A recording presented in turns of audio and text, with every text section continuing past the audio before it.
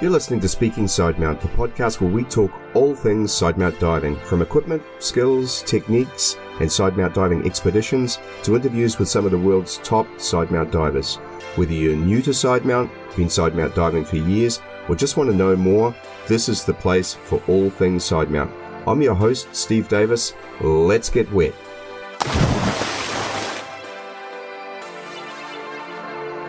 Welcome back to Speaking Sidemount. I'm Steve Davis. Joining me on today's show is my good friend, Audrey Cudel. Audrey is based in Gozo, Malta, and is an outstanding Sidemount and Cave Instructor and an absolute ninja in the water. Audrey, welcome to Speaking Sidemount. Hey, Steve. Good morning. How are you? It's actually evening for me, Audrey, but Sorry. Given we're on opposite sides of the world, that's okay. Before we go too far, I just want our listeners to know a little bit about how you and I know each other. I was very fortunate. I spent a few months training at Gozo Technical Diving, and I was very fortunate to be invited back to work with the Gozo Technical team for the 2016 season. I have to say that time played a massive part in my development as a sidemount diver and instructor. And I also had the great fortune of seeing you work and dive up close, Audrey. In fact, every chance I got, I used to follow you around in the water and try and steal your moves. So if you see me doing the little modified frog kick, that's a Cudel. So Audrey, tell us a little about how you got into diving and especially how you got into sidemount diving. Well, into diving, I'm originally from the south of France. So living by the sea, it's fairly easy to go free diving on weekends. And then you get to the diving activity quite young. So I started when I was 16. It was mainly a hobby, a holiday thing, not really a passion at this time. It became more a passion when I started technical diving, which was back in 2006 at Twin Set at this point. And now with all the planification involved, all the configuration concept that was completely new to me, not only the dive itself, really the preparation for it, it became a passion. I decided to change my career and dedicate my life to diving and teaching. The Sidemount bit starting a bit by mistake. I had never heard about Sidemount before. I was not yet into cave diving either, so not really curious about configuration for cave diving. And at this time, I was teaching in Egypt, technical diving, and after a long skill session in shallow water, one of the divers realized back at the dive center he had lost his knife. And at this time, the dive center was up a hill, so we had to climb the hill back with the twin set stages, which was exhausting.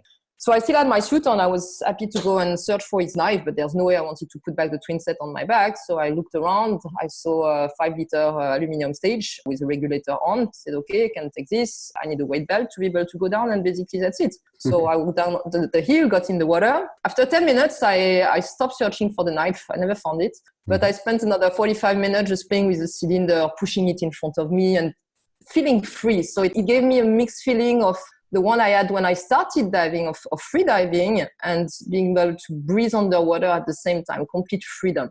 And I came back and I thought, wow, it was so playful, so nice. Okay, there was unbalance, little cylinders. So the next days I set up a stupid harness. So I took basically a weight belt. I put a cold strap on it and 2 D-rings on the side.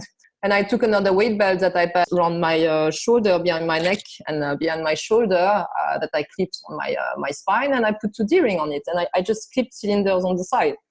And of course, there was no buoyancy system. So I was playing with the lung volume. And I was enjoying myself just like that. The thing is that people saw me in the water, started asking me, can I try it as well? And I thought, well, safety-wise, liability-wise, I'm not teaching that course. So we're making kind of fun dives in the shallow, just playing around like this. And then at some point, there was more requests. We called it monkey diving at this point. I still had no idea about Sidemount, but I decided to get a bit more official by writing a PADI distinctive specialty. So it was back in 2010. And of course, I knew that it would never be approved without a buoyancy system. So I started looking on the market, what could fit. And that's how I discovered actually there was wings, Sidemount system. Sidemount came from cave diving back in the 50s in the UK. You had actually reinvented something that already existed. Okay. Well, reinvented, no, because my configuration was pretty crap compared to what was on the market at this time. And the market then has evolved so much. So it gave me a lot of opportunity to try a big variety of Sidemount system.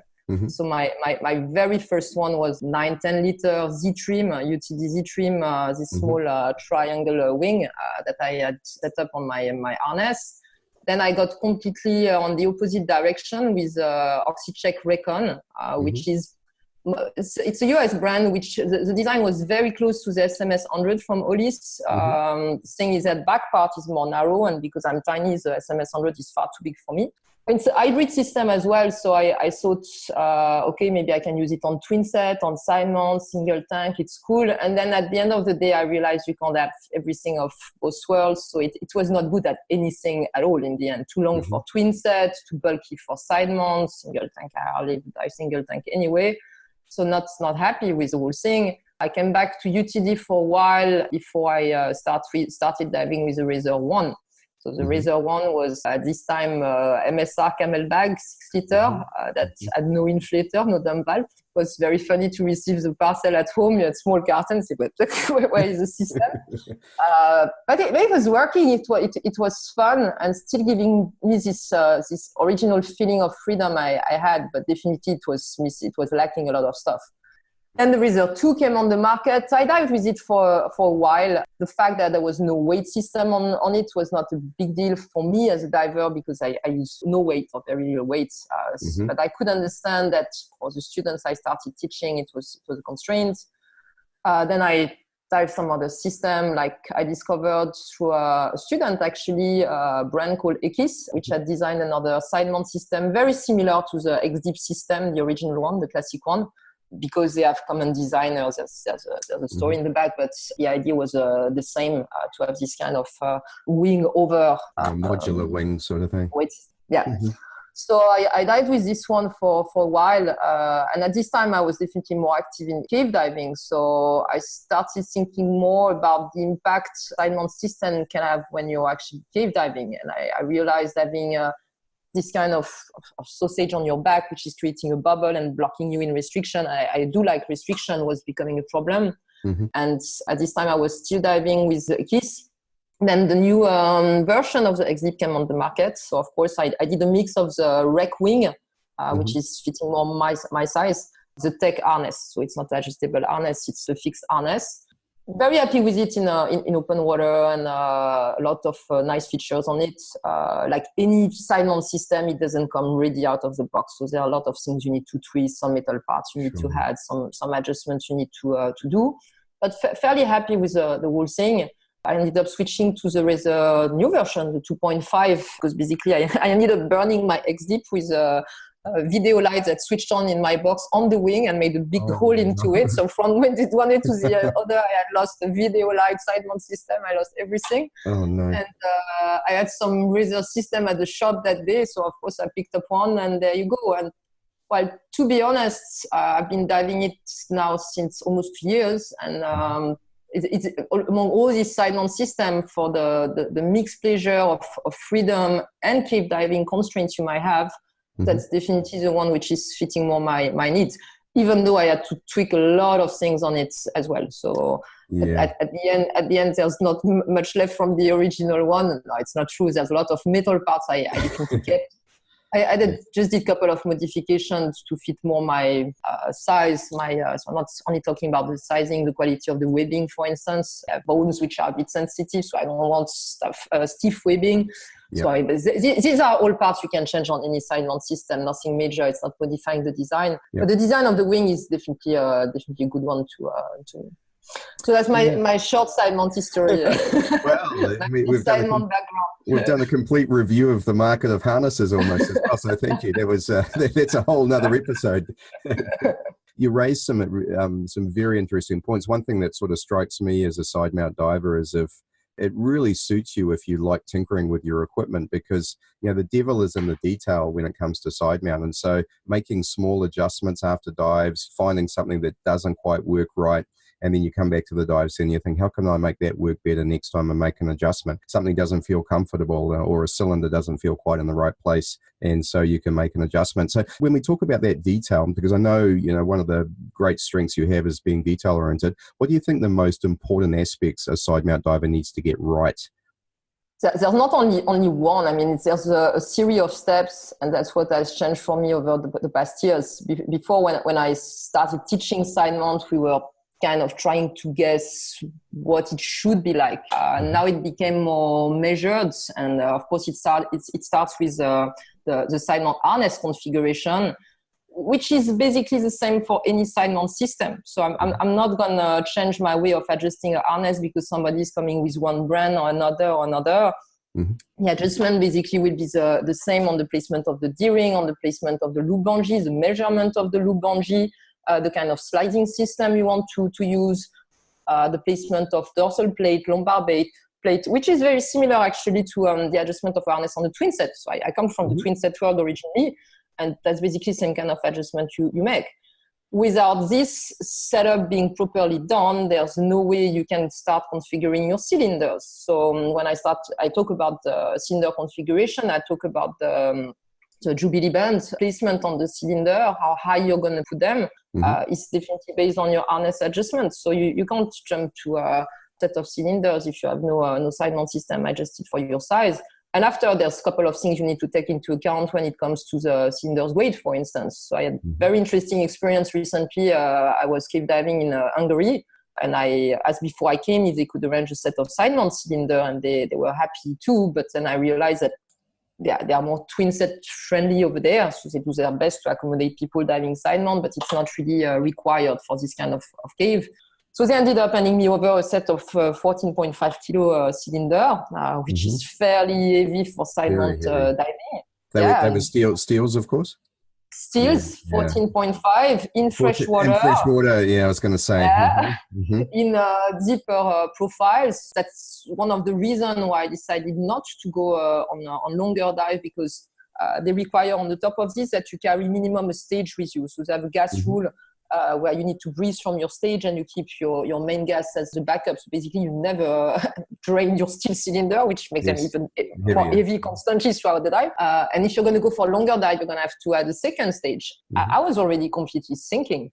So there's no way I could add a second cylinder. One was enough. But when I faced this cylinder, did it take me 2-3 dives to make adjustment? No, you have to anticipate what's going to be the impact of the type of cylinder, the material of cylinder you're using, the type of water you're diving in, what kind of how it will affect not only your weighting, but the way you want to configure the cylinder so they don't fall down and look like rubbish and are not effective for the kind of cave dive you're preparing. It's all a matter of anticipation, and again, it will impact a lot of detail in your configuration. So it had me making a couple of modifications on the regular configuration I have normally in Gozo, anticipating what would happen because of this cylinder. And well, the result was okay. I was satisfied with the result afterwards on the water. You and I just talked earlier how I'd just been to truck, and I had an interesting experience very similar to that, but the other way. So I was going from diving in New Zealand with 12.2 kilo steels and in a dry suit, and then I had to go to a 3 millimeter wetsuit, 4 aluminium cylinders. Doing trimix dives, so I had to think through, because I couldn't dive a 3 millimeter wetsuit in New Zealand in the middle of winter, and so I couldn't get in the water and practice, and so I had to think through beforehand that kind of the opposite scenario where salt water, but now my problem is I'm going to get really light, number one, and then number two, I don't really need a lot of weight, so, and then number three, with 4 cylinders, I'm going to be kind of nose heavy or head heavy. So how do I accommodate that? So as you say, the details are really important, and understanding the environment you're diving in and the equipment that you have. You need to think that through before you get in the water, and then at least 1 or 2 practice dives before you go into anything heavy, right? You need to be able to be flexible about it. Quite often I have some students back home who write to me asking me, this set of cylinder I had in Gozo, can you ship it to my country? I want the same. Yeah. Okay, if you're going to use this regularly back home, fair enough, you want to be comfortable. But you have to be flexible as well, because you're going to end up traveling. You go to Egypt, you go to Mexico. It's mainly Alice cylinder. Egypt is going to be salty water. Mexico is going to be most of the time fresh water if you're diving the caves. Anyway, you have to be able to adapt, and it doesn't take much, actually. There are some constraints you need to be able to anticipate, be aware of. But you can't say, no, I can't dive this. There are definitely cylinders which are not adapted, like heavy steel cylinder, the ones which are used for recreational or 300 bar cylinder. Well, well, no, it's not made for Sidemount. So definitely I'm not going down this road. But when it comes to alleys and low pressure steel or steel cylinder up to a certain weight, there's always a way to configure them to be able to dive with them. Yeah. No, I agree. So we talked a little bit about your emphasis on details, and my observation of you as an instructor is that you're very detail oriented, and it's why I think it's one of your huge strengths. Can you share a little bit about your approach to training side mount divers and getting them to understand the details and the sort of things we're just talking about? Well, I think the detail part comes maybe from another skill I've developed the past years, which is the photography and video. And when you work on something like that, you have to look into the details of it. So maybe develop an eye or something.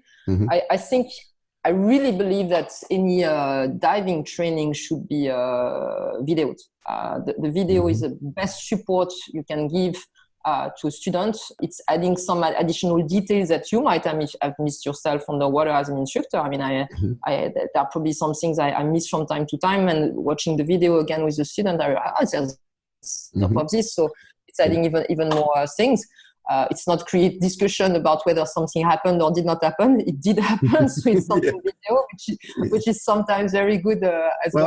I think also quite often you're not aware of what your body is doing. And I remember your video debriefs were legendary, right? Look at your fin. What is it doing like that?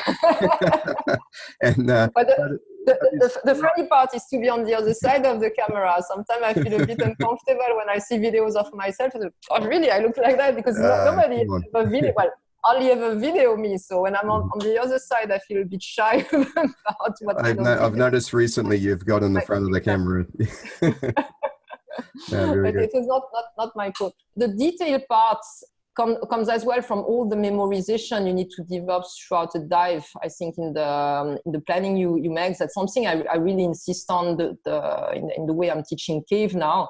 Which has changed a bit in my way of teaching over the past years, where originally I told people, use your note things, reference whatever you see. Okay, it's very nice. And then I realized that being more the cave part, that the memorization of timing, I'm not only talking about the memorization of what you see, but at what specific times things happen in the cave is definitely a good asset not to get lost. I'm developing same kind of memory when I have a water session with a student about specific steps that are going to happen. On the top of this, because I decided to specialize myself essentially on technical side mount teaching and cave diving, of course, I keep on running the same courses all the time.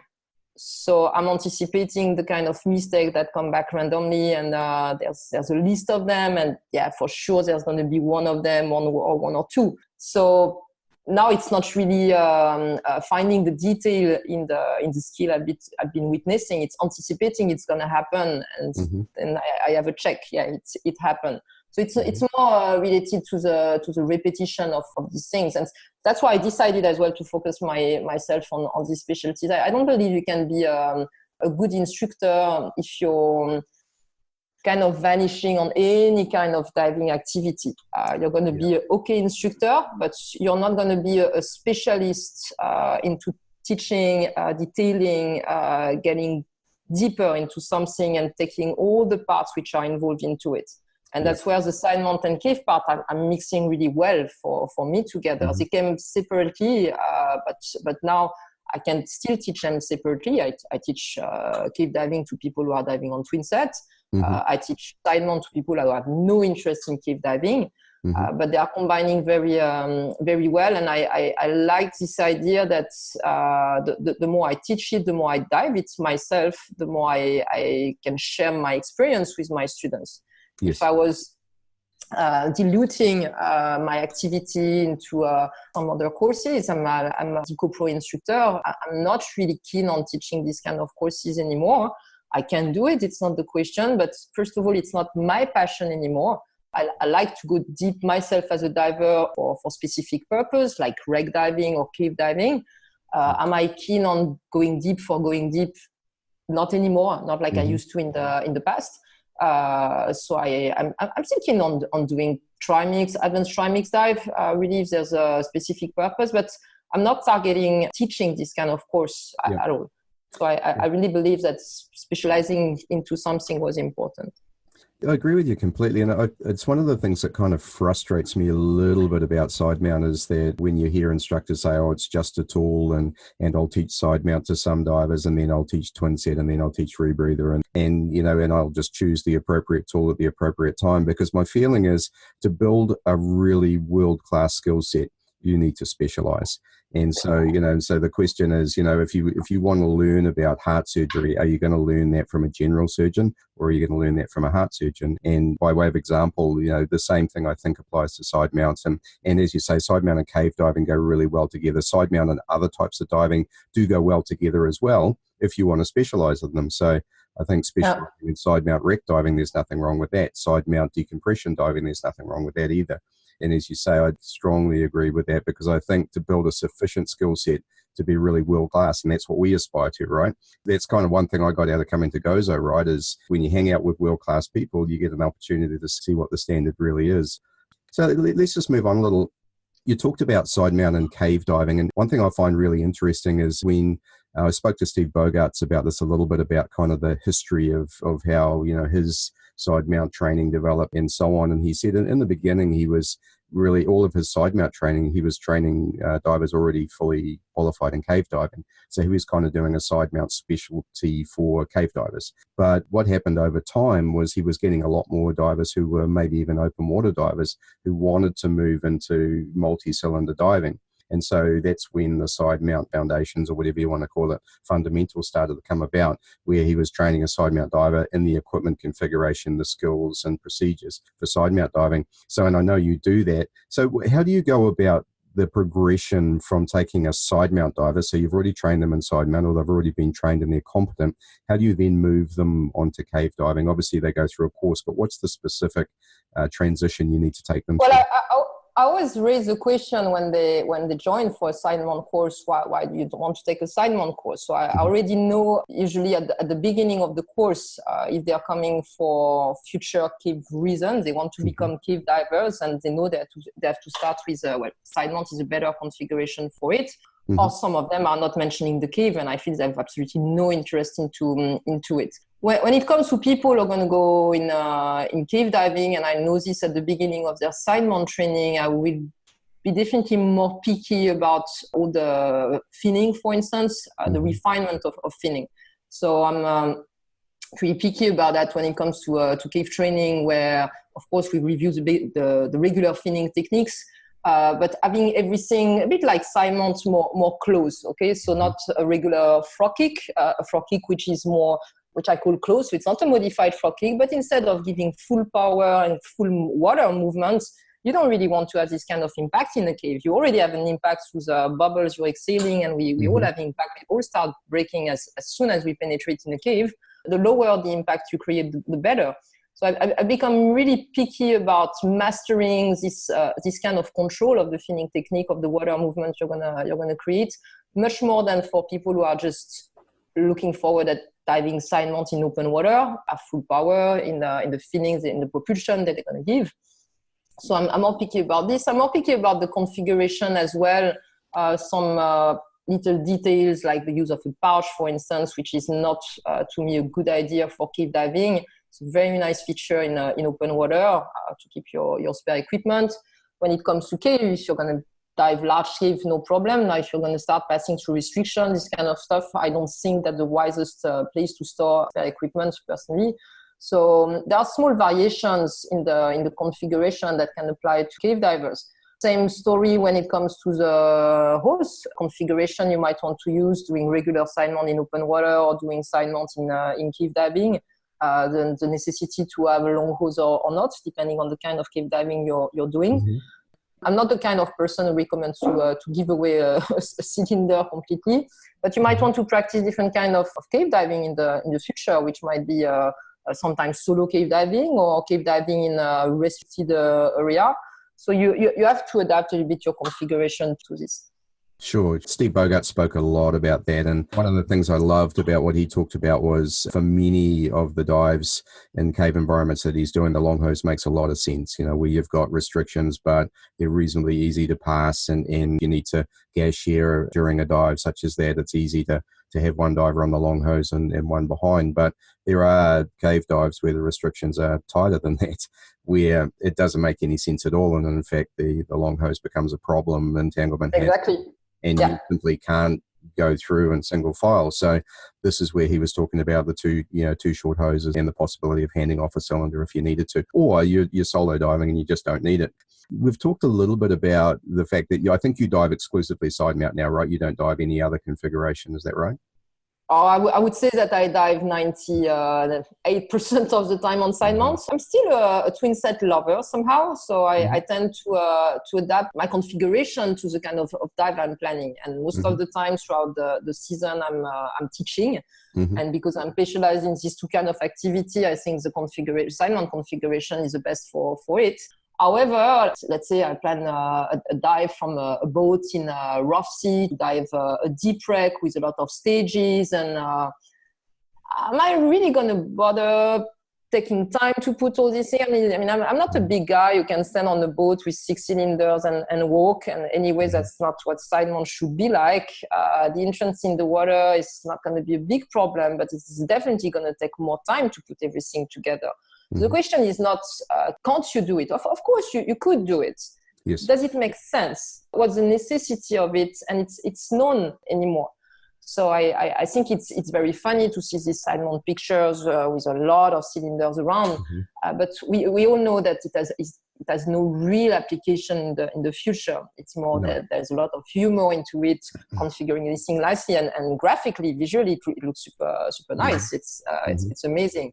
Now the practical application of it is known. So if I'm going to do a kind of deep dive like this with this kind of entrance, much easier to go on twin set. I'm going to have more or less a square profile, of course, with the decompression involved on the ascent. But I'm going to be as comfortable being with the twin set as on side mounts. So probably I would go back to a twin set. Or again, coming back to the example of set of side mount cylinders I had diving in Hungary, even though it was in a cave, I realized that the cave is really large, apart from one section, which is taking to the old entrance, where there is a couple of restrictions, but my guide was actually diving on twin set. He managed to do it, so it should not be a big problem. I'm not sure when I'm going to go back there. Actually, I'm going to go on side mount, not because it would be more comfortable on twin set, but because they don't really have the side mount cylinders I need. So, well, in this case, I know I can be flexible and adapt to what I find on the market. But my preference for comfort reason really goes to side mount. And I realize sometimes diving in Gozo or Mexico, there's a misconception about side mount when I see people walking outside from the car to the entrance with all the gear already set up and sweating. And I mean, that's not what side mount is about. Side mount, everything is easy. You should equip yourself in the water, remove your equipment in the water, come out and be free. And same kind of feeling you have in the water. Everything is easy. When I was describing this boat entry for a deep dive, I'm talking about a diving involving 3 stages. I'm never saying, I read in a couple of agencies' manual, side mount is not good for boat diving. It's not true at all. It's not true. There are just a lot of techniques you can use to make it fairly easy. And that's what I love really to cover throughout the courses I'm running. Gradually, we're going to more and more difficult, more tricky entrance, finding methods for them or finding methods from different sides. I mean, I'm a small, tiny person. I always managed to find my way on my own. So it should not be a problem really for anyone. So I like to cover all this kind of entrance techniques so that people go back home, go back on a holiday and don't feel, what I'm going to do now? Side mount is not working. It's not true. There's always a way to make it work. And I think what you're talking about is one of the great strengths of side mount is its flexibility. As you say, the ability to don and doff cylinders in the water, but also the fact that there are techniques where you can put a cylinder on out of the water and walk in. And in New Zealand here, it's very relevant for us because, yes, we can shore dive here and we can walk our cylinders into the water and don them in the water. But sometimes you might need to go in through some waves. So it might be better to actually don the cylinders on land and walk in with the cylinders on. And with 2 cylinders, that's not a problem. Obviously 3, 4, yes, it becomes very difficult. The same with boats. We do a lot of boat diving from ribs. And it's very easy with 2 cylinders on the boat. It's a little bit more difficult with 3 and 4 and 5. But if you can don in the water, no problem. If you can't don in the water, then okay, it's going to be a bit of an issue. Also, we dive on charter boats. Again, donning on the boat, very easy, easier than a twin set, I think. Easier even with 2. But as soon as you get to 3, 4, and 5, then you've got some challenges and some techniques to work through. So yes, I think it's a fallacy that side mount is not good for boat diving. However, you can start to run into some issues in strong currents, rough seas, and very deep, especially hypoxic trimix, where you need 5 or 6 cylinders. You've either got to develop techniques that you need for that in side mount and you need good conditions, or perhaps it's time to go to rebreather or something else. So side mount rebreather, of course. And as you will have heard, we're talking a lot about that at the moment. It's a big point of interest for me for the future. So. For me as well, when I started my technical training, I thought that ultimately when I would be finished with all the open circuit levels, I would go to rebreather. And then for some years, I realized working in diving, the time it requires in preparation, all the maintenance, the dive itself, traveling with the machine, the cost of the machine, the cost of the training, I said, not anymore. And I saw so many accidents as well. Yes. Okay, the answer is always it's not the fault of the rebreather, it's the fault of the diver. Okay, but if the guy had been on open circuit, probably it would not have happened. Mm-hmm. However, going in cave diving now, because of the constraint of cave profile you have, well, definitely rebreather becomes necessary, and this is not an option. And to protect the environment in the cave as well. Mm-hmm. So it's back on my plate, thinking, okay, on the top of this now there's side mount rebreather appearing on the market. So it's definitely an option I want to dig more into in the future. On the show, we are definitely going to dig into that more. Number one, because it's an interest of mine. And so far in the interviews I've done, not all of which are live yet, but I've already got details on the KISS. I've got details on the Liberty and a little bit of detail on the SF2. And so what I'm hoping I can do is that we'll do deep dives into the rebreathers that are really, really looking to contribute to side mount and are all going that way. And so, watch this space because there's a lot coming. And as I said, my reasoning is not so much for cave diving, but more for deep wreck diving. And so looking at some of the things that I did in truck, it was easy for me to do the normoxic trimix dives, open circuit, no problem. It's very benign there. But if you look at other parts of the world, it could be a problem. And of course, just deep diving, the benefits of rebreathers are really there. But I don't want to go back now. So for me, it's because I'm not like you. I don't have a history in back mount diving. I'm a completely side mount trained technical diver. Well, it's never too late. No. Why would I go backwards? So for me, it's really saying, hey, listen, I'm a side mount diver, so therefore a side mount rebreather is the way I want to go. And so I've got a lot of learning and some discovery about worker breathing and how different units work. And the good news is that some of the world's greatest side mount divers are looking at this right now. So I think we've got some great footsteps to follow along the way. And it's just a matter of figuring out, who's onto the right unit and trying a few of them out would be the way. You've talked about Mexico and Gozo, and I know you spend half your time in Gozo and then you look to go to Mexico, and I'm assuming you get to do a few fun dives. I mean, for you, what's a fun dive? So a fun dive can be a mix of different things. It can be related to the people I'm diving with. For instance, I have these days I call him my buddy visiting, because we started our technical training together like 12 years ago. And he's the kind of person I understand in the water. He understands me without really talking. So there's this special connection, which is amazing. A fun dive, the more it goes, the more it's really orientated to cave diving. So it can be this time solo or with good company as well. To have this kind of sense of exploration. So I'm not doing cave exploration at all for now. I think I definitely need to develop more experience in survey, in mapping before thinking about exploration. But of course, for me, it's an exploration because any cave I've not dived before, it's like an exploration feeling. Exactly. And there's so much to discover out of them. On the top of this, it's developing my skills, strengths to teach the students I have better and give them illustration or big mistakes I might have done during a dive, what could have happened, or I face this problem. Or even better, the part of the fun dive is is to learn out of your own dive. So when I'm mixing teams with people I haven't dived or trained before, I discover the way they have been trained and other methods of teaching, other methods of diving, which are challenging the way I'm teaching myself now. So it's part of the fun as well. The debriefing after the dive to say, oh, you do this that way. Why? Because I learned it that way. But why? And you start challenging a little bit the way you saw the picture first and how you want to transfer the message to your students in the future. So that's all part of the fun as well. But it's definitely more into cave diving, and I've been constrained the past year, sharing Gozo, Mexico, not having much time to dive other places. So I was definitely happy to go and discover Hungary this year. I've been in Spain in the past. I definitely want to spend more time in my own country because I never dived the caves in my own country. Wow.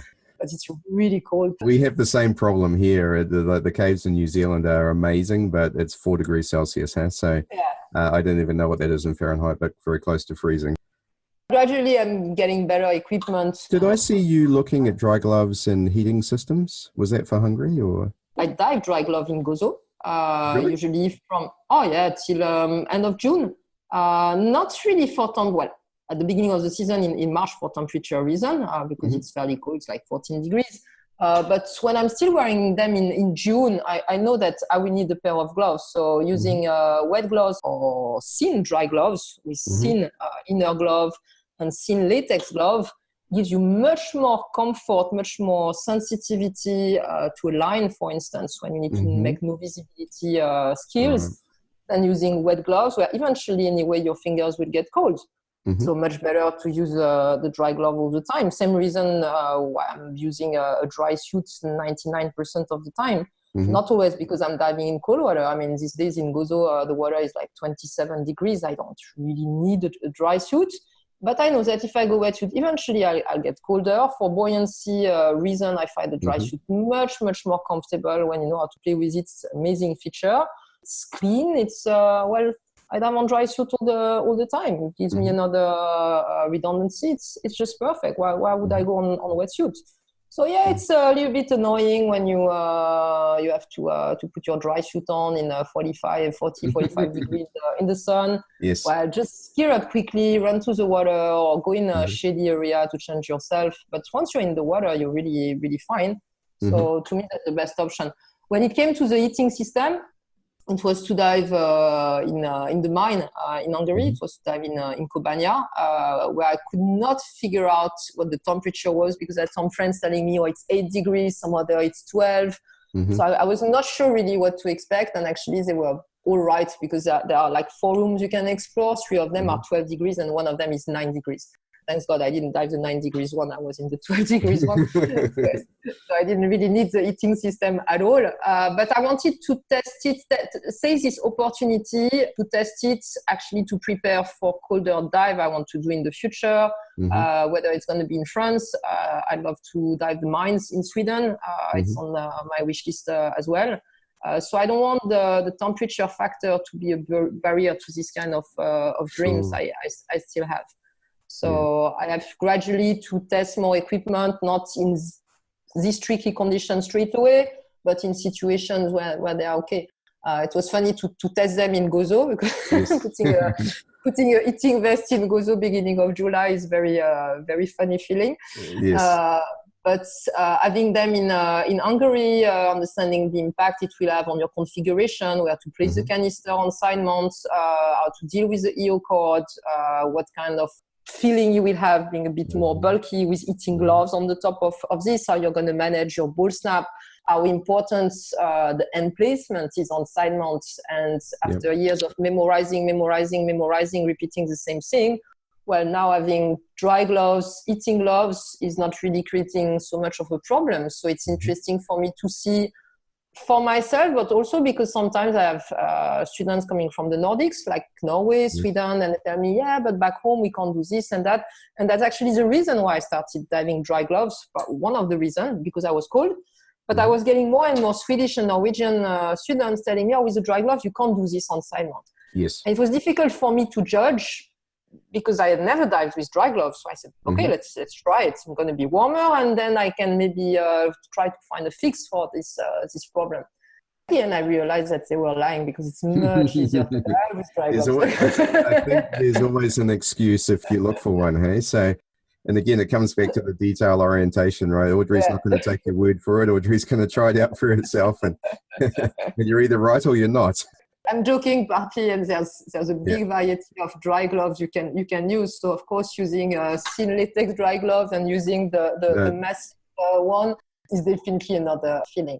It makes the whole thing more challenging. So if you realize that you can manage your side mount configuration with this kind of gloves, it means definitely you have developed in the past a lot of techniques, because we talked about details when it comes to side mount, and the detail is not only about the configuration, it's all in the hand placement, what hand is doing what at which moment.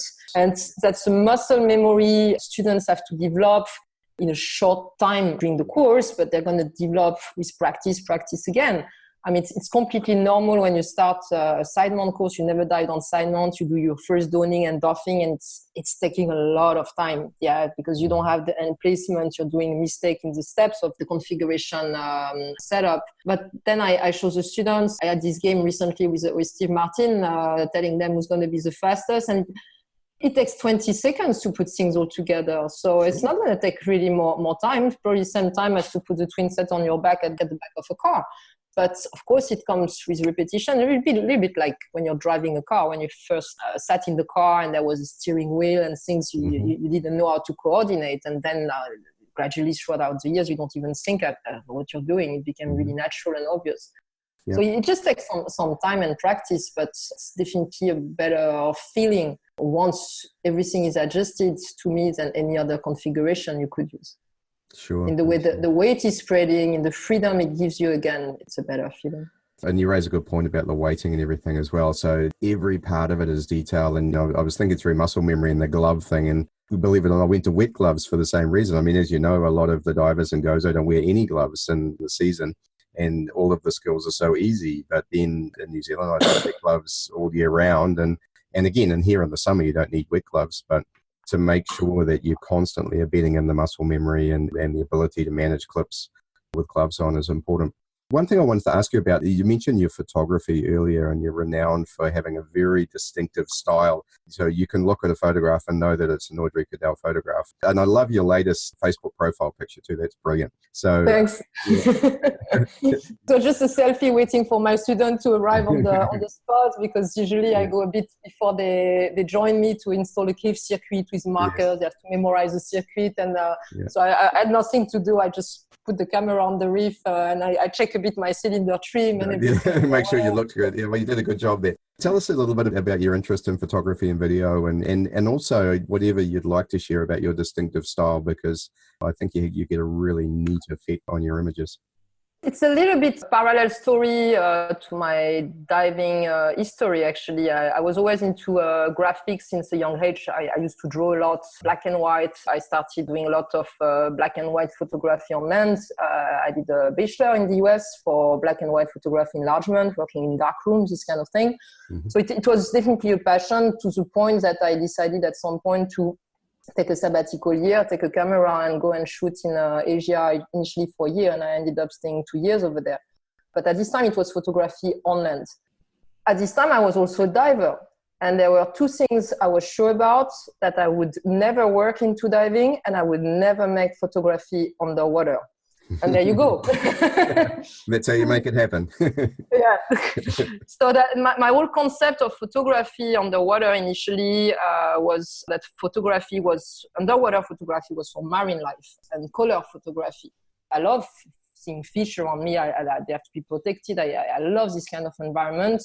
I'm not a specialist about fish. I have no interest in taking any picture of them. So I was never really thinking that I could photograph some other things.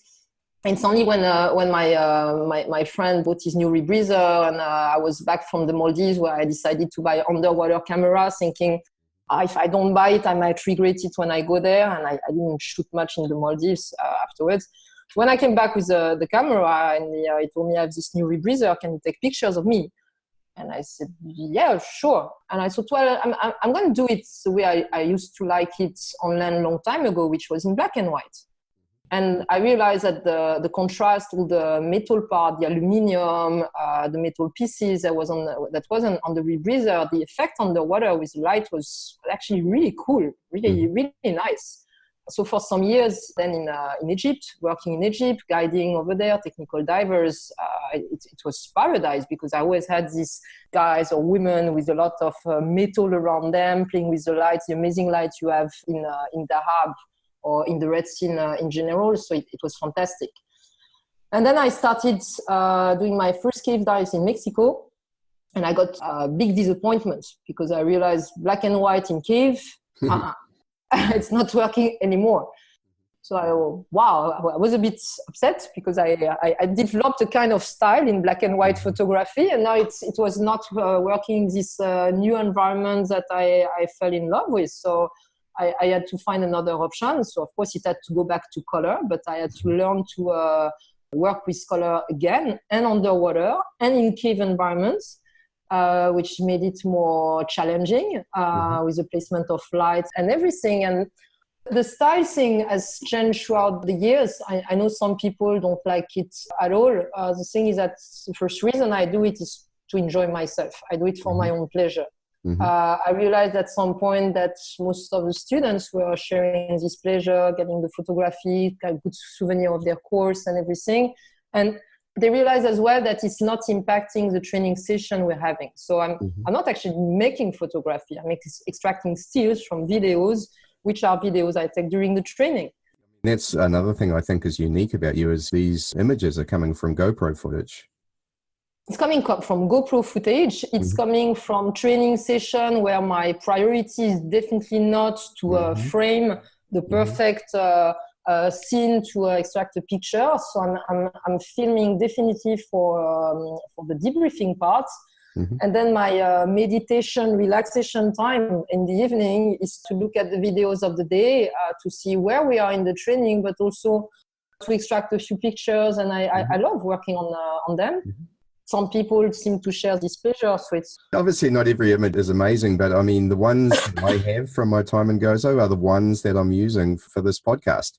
So yeah, I know. If you notice that, so the image that you caught of me coming out of the inland sea and a couple of others are all the images that you took. So thank you for that. What is a bit tricky sometimes for me is to get some requests from divers who want to train with me, and I wonder if their interest is in the training or is in the photography. So some of them are asking me, if I train with you, are you going to take pictures of me?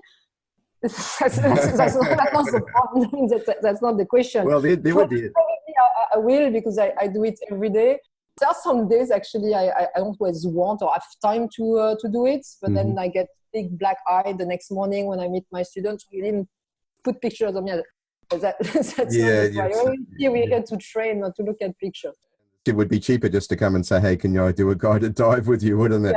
And however, they'd miss out. I mean, I'd never had the good fortune to train with you, but we went on many, many dives together, and I learned as much by watching you as I did from anything else.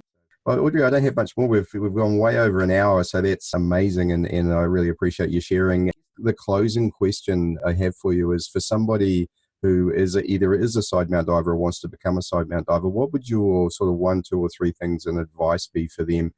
For someone to want to get into side mount is not to relate first everything to side mount. So there are some things like propulsion techniques, buoyancy, trim, which are not specific to side mount. I think if you're a comfortable diver, basically you could dive easily any configuration.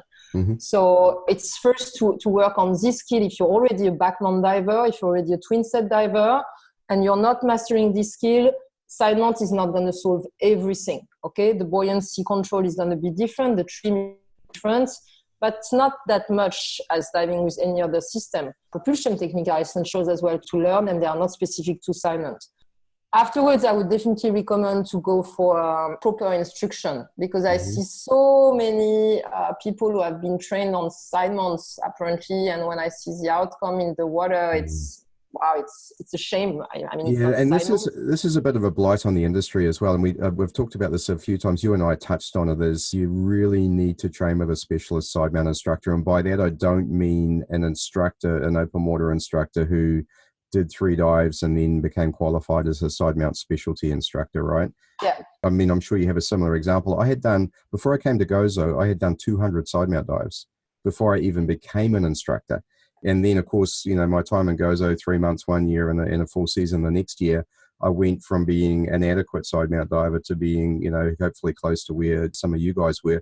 And that was through application. And I would have done another 170 side mount dives over that time.